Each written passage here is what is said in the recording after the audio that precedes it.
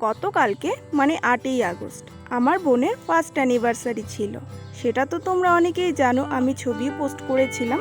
তো ওদের বাড়িতেই তো আমাদের যাওয়ার কথা ছিল, কিন্তু পরে সবার একটু সমস্যা হয়ে যাওয়ার আমরা আর যেতে পারিনি। ওইদিকে তো ওর মন খুব খারাপ হয়ে গেছিল, কান্নাকাটিও শুরু করে দিয়েছিল।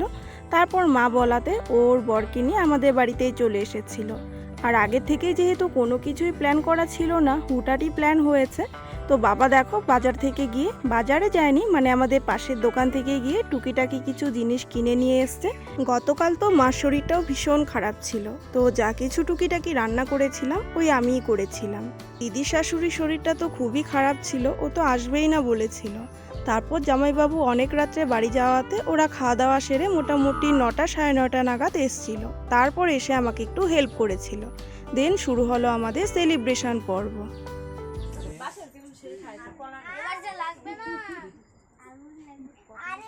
আগুন পাবে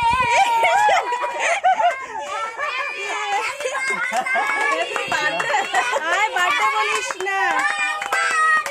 হ্যাপি অ্যানিভার্সারি। সবার থেকে খুশির গলাটা বেশি শোনা গেল।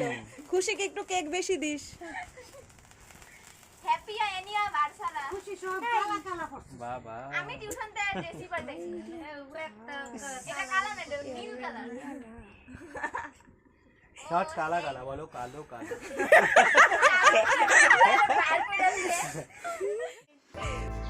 তো যেমনটা তোমরা দেখতেই পেলে, চিৎকার চেঁচামেচি করে আমাদের সেলিব্রেশন কিন্তু কমপ্লিট হয়ে গেছে।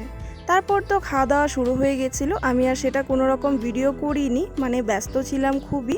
দেন বুনু ওরাও খাওয়া দাওয়া সেরে নিয়েছিল, আর মা তো ওদের জন্য ভুট্টা ভেজে রেখেছিল, পেয়ারা পেড়ে রেখেছিল, সেগুলো নিয়েই কিন্তু ওরা রাত্রে বাড়ি চলে যায়।